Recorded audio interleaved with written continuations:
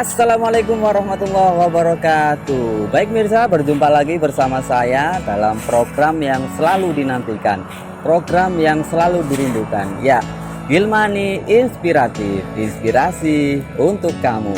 Baik, pada kesempatan kali ini saya dan tim Gilmani Inspiratif berkesempatan mengunjungi Pendopo Arya Wira Raja. Nah, ini adalah tempat singgah ya, atau rumah dinas dari Bupati Lumajang. Kita bisa menyebutnya Cak Torik ya, nama kerennya Cak Torik.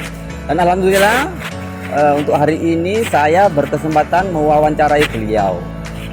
Perlu diketahui bahwa Cak Torik ini merupakan salah satu wali santri SD Islam Terpadu Gilmani Surabaya. Nah, kira-kira seperti apa keseruannya? Yuk ikuti terus.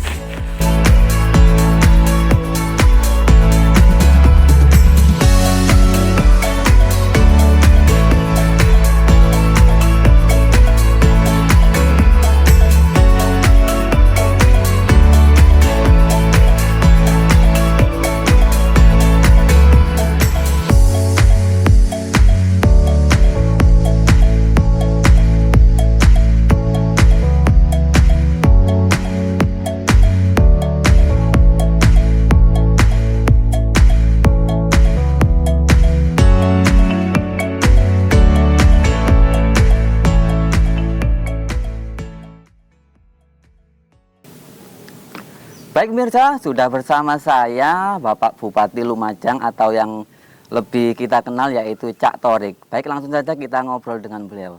Assalamualaikum. Waalaikumsalam warahmatullahi wabarakatuh. Alhamdulillah sehat ya. Alhamdulillah sehat, nggak boleh sakit ini Ustaz. Kesibukannya kayaknya luar biasa padat ini ya.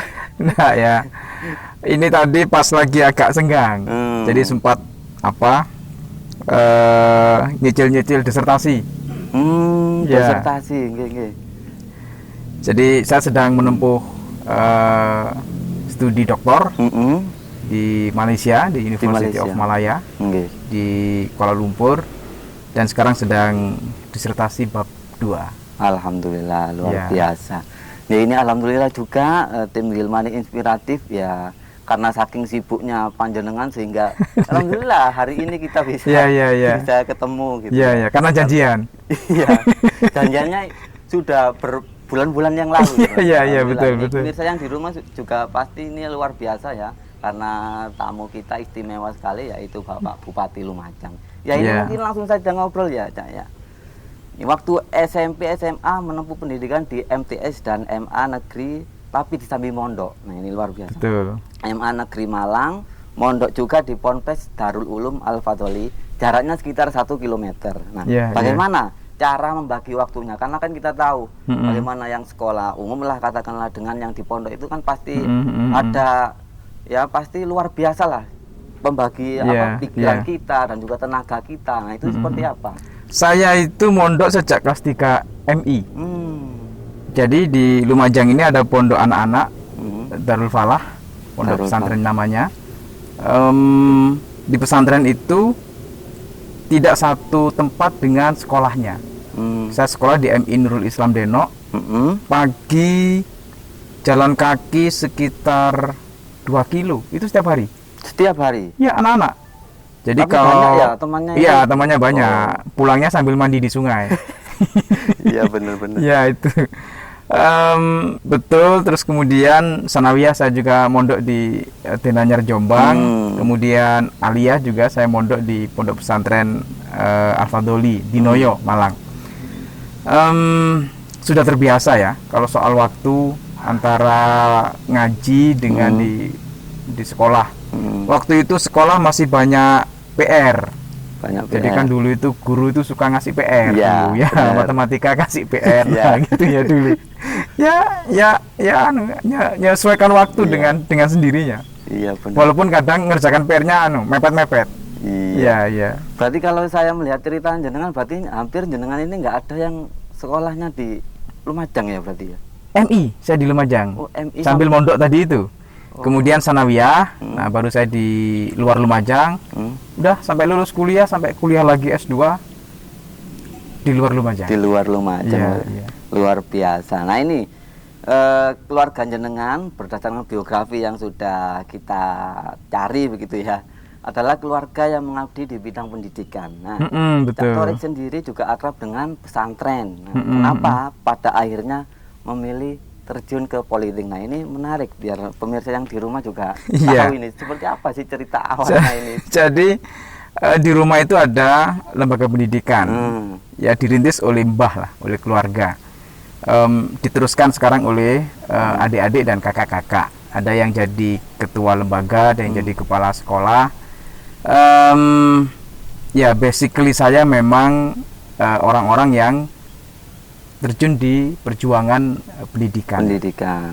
Di samping itu almarhum bapak saya dulu pengurus NU Ranting lah, yang ada di desa. Saya ini begitu masuk kuliah itu demonstran saya dulu itu.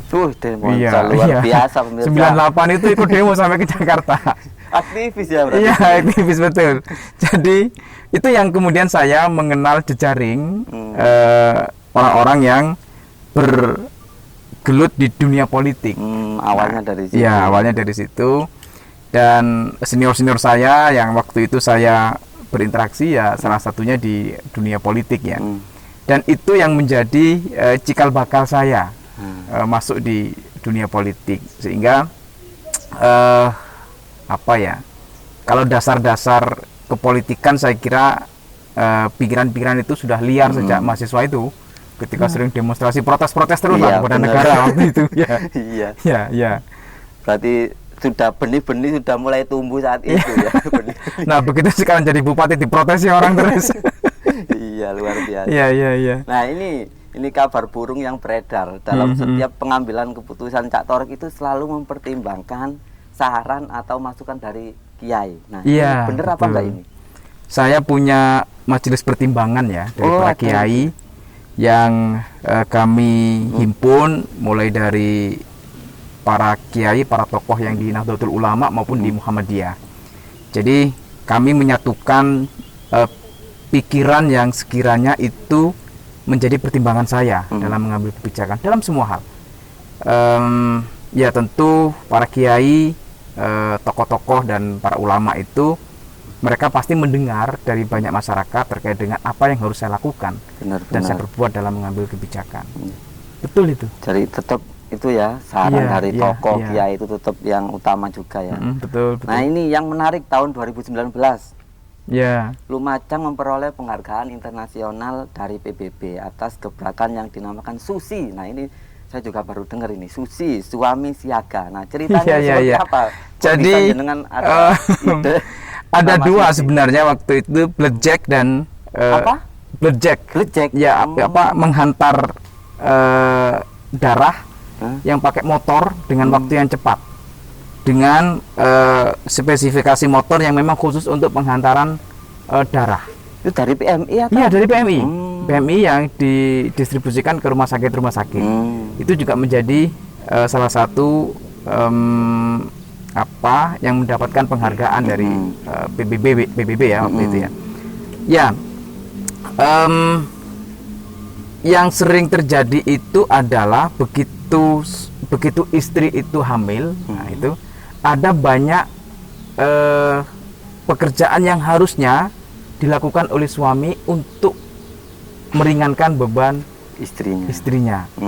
Jadi itu yang kita rangkum dalam sebuah model, dalam sebuah cara supaya ibu yang hamil itu betul-betul mendapatkan perhatian khusus, baik dari sisi kehidupan sehari-harinya maupun dari sisi kesehatannya. Jadi kira-kira begini, kalau mau periksa lagi, itu bukan istrinya yang mikir, tapi suaminya. Misalnya dia setiap bulan harus periksa, bulan depan kapan periksanya, itu suaminya yang harus mikir. Oh, suaminya ya. Itu. Karena istrinya itu sudah mengandung beban berat ya. Benar. Ya, nah itu kita kasih checklist begitu. Apa sih yang dilakukan oleh suami ketika istri melahirkan atau istri hamil? Nah itu yang. Berarti itu sudah berjalan sangat baik ya. Iya. Sosialisasi ke masyarakat juga sudah bagus. Betul, iya. Masa luar biasa ini. Nah ini, Kalau kita search di Google banyak sekali ya penghargaan yang diperoleh oleh Lumajang sendiri selama kepemimpinan jenengan. Nah, bahkan pandemi ini pun juga memperoleh penghargaan video new normal sektor restoran dan pasar tradisional. Nah, resep atau rahasianya seperti apa ini? Biar mungkin pemirsa yang di rumah juga jadi begini apa? Waktu itu semua perlu mendapatkan informasi kalau restoran di waktu COVID ini apa sih yang harus dilakukan? Bagaimana milah kursinya, bagaimana cara mencuci piringnya, bagaimana cara meletakkan sendoknya. Itu dulu kan awal-awal masih banyak yang harus belajar semua. Iya benar. Dan kita memberi ide, memberi inovasi. Ini loh video yang bisa kita hadirkan untuk masyarakat, termasuk pemerintah, termasuk pelaku usaha yang pas. Termasuk juga bagaimana di pasar tradisional. Kita punya pasar tradisional yang bersih, higienis, pasar Klojen namanya, dan itu menjadi pasar yang percontohan nasional. Pasar tradisional yang jual itu mak-mak, mbok tun, mbok na, mbok nem, mbok sri itu, tapi rapi, bersih, nah gitu ya, dan kawan-kawannya tadi itu, tapi rapi, bersih, ada. Boleh belanja di sana. Persis seperti supermarket, rapi, bersih. Nah itu yang kita haturkan kepada masyarakat. Tempat yang lain, kalau ada pasar yang lain, ini loh contoh yang bisa dijadikan standar siapapun yang betul-betul ingin protokol kesehatan itu berlaku baik di pasar tradisional maupun di restoran. Iya, itulah kira-kira. Mantap, luar biasa ini pemirsa yang di rumah pasti sudah banyak ilmu ini dari. Iya. Nah ini Cak, jadi pemimpin yang baik sudah pasti tantangannya nggak mudah ya, pasti besar sekali. Bahkan mungkin nyawa taruhannya.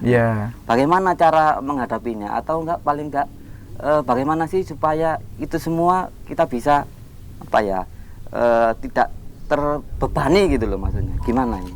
Jadi pertama yang harus dipikirkan itu adalah bahwa setiap masalah itu pasti ada cara bagaimana menyelesaikannya. Nah, menyelesaikannya itu saya terus terang ya, kadang begitu ada kegiatan yang ada problematikanya itu nggak kepikir apa sih solusinya, tapi saya yakin ya dihadapi, didatangi, dicari, dicermati, diajak dialog, diajak berpikir, pasti nanti akan ada titik temunya sekiranya masalah ini bagaimana menyelesaikannya. Saya juga kadang on the spot saja, begitu ada masalah, begitu ada problem di masyarakat, ya saya datang, walaupun saya nggak punya pikiran bagaimana cara menyelesaikannya. Nah, saya ajak dialog, kemudian saya coba satu persatu diurai. Di situ nanti ada masalah. Kalau sekiranya di situ dalam waktu cepat bisa saya selesaikan seketika itu juga.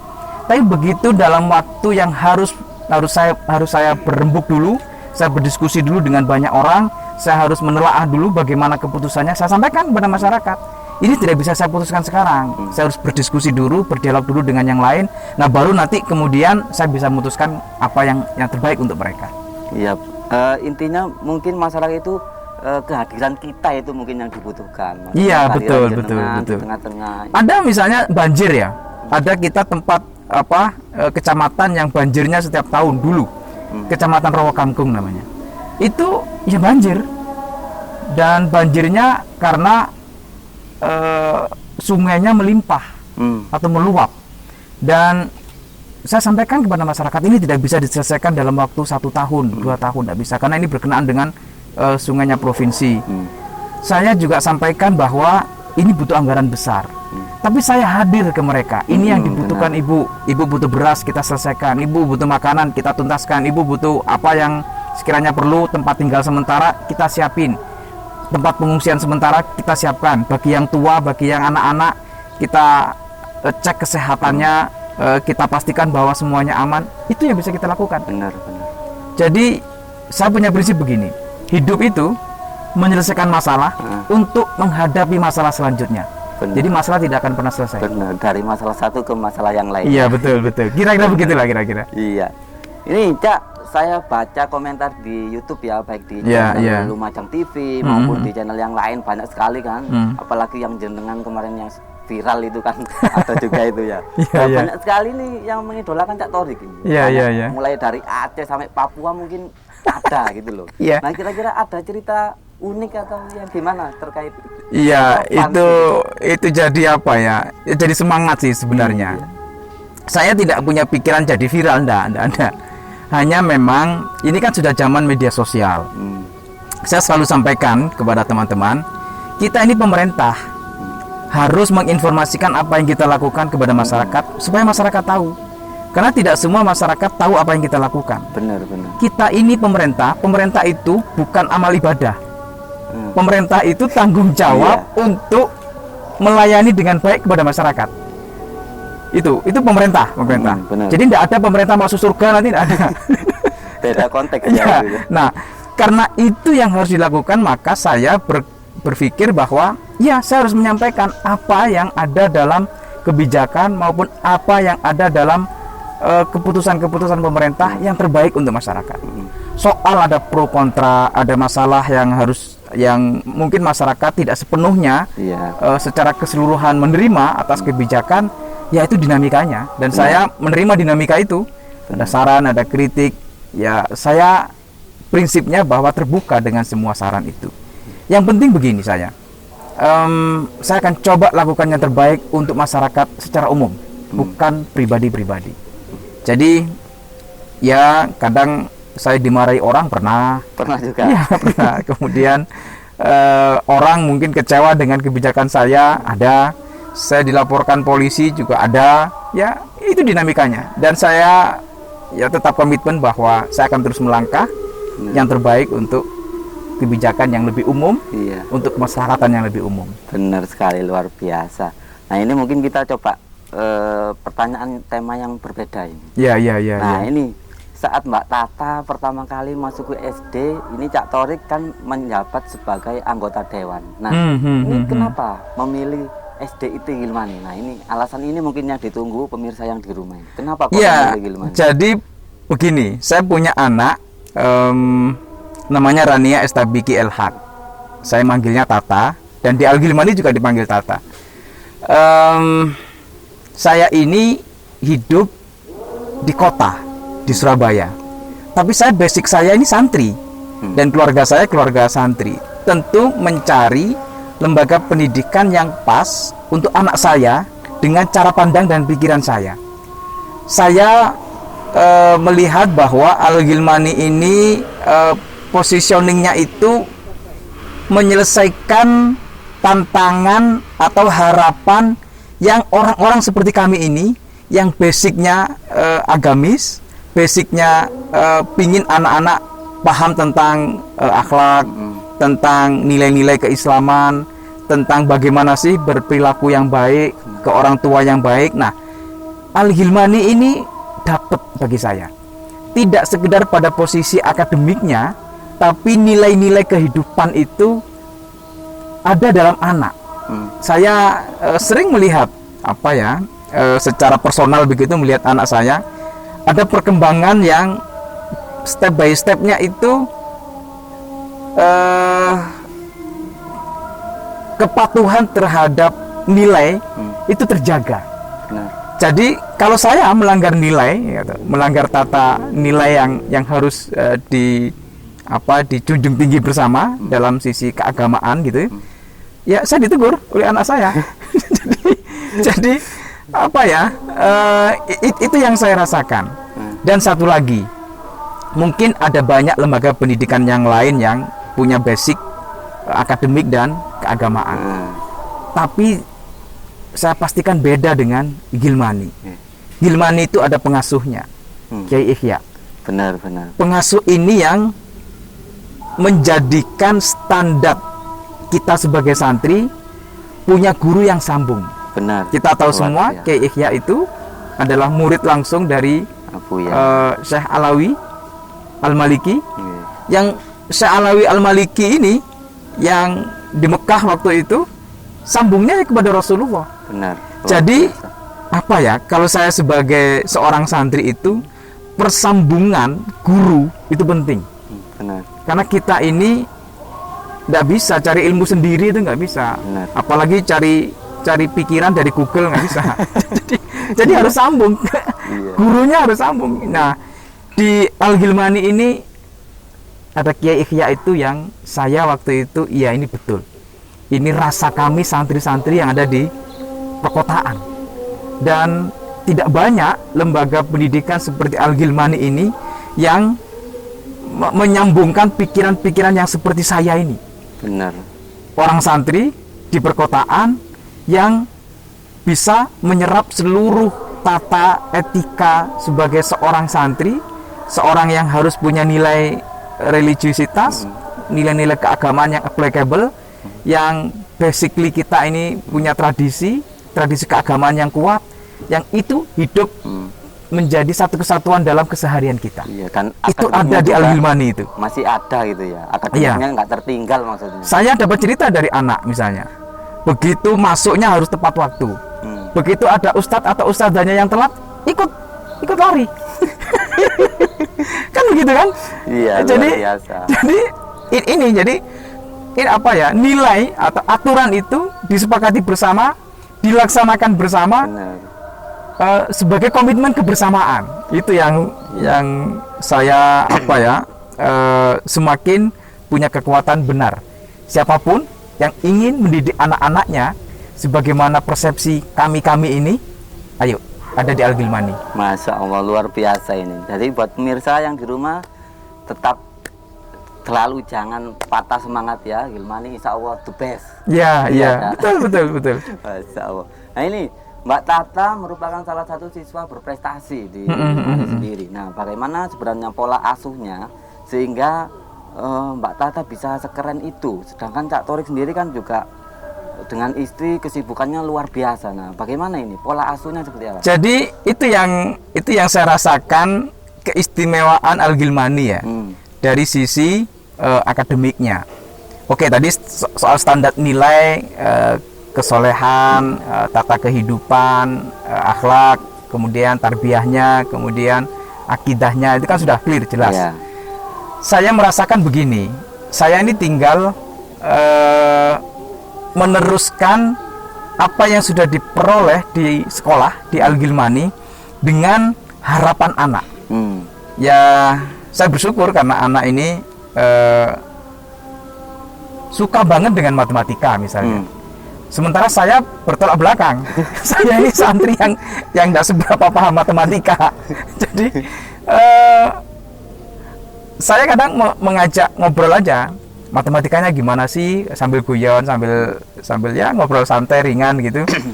Dia cerita, saya juga sudah tidak pada cara pandang cara matematika seperti sekarang ya, karena sekarang tematiknya.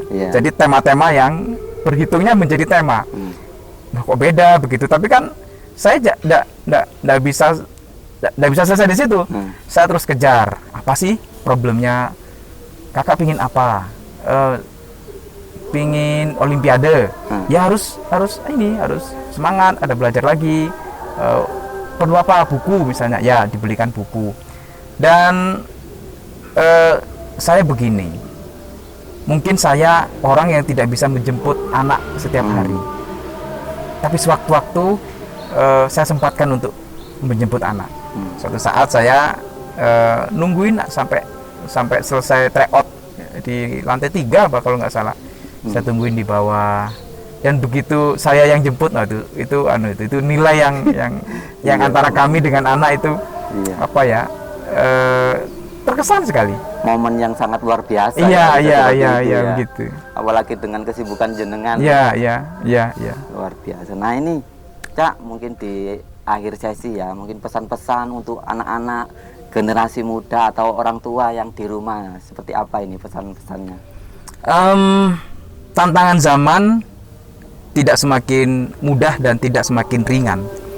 Jadi anak-anak hari ini tuntutannya juga semakin berkembang, tapi problemnya juga semakin banyak. Karena problemnya semakin banyak, menurut saya mendidik anak itu tidak boleh sekedar. Boleh punya harapan prestasi anak-anak, boleh punya harapan terhadap anak mungkin harus juara, boleh. Tetapi kalau hanya itu yang dikejar, saya mengkhawatirkan tidak punya pondasi yang kuat, tidak punya pondasi nilai apa yang harus dilakukan sehari-hari di rumah dan lingkungannya dan masyarakatnya. Saya khawatir bagaimana berhubungan dengan orang tua.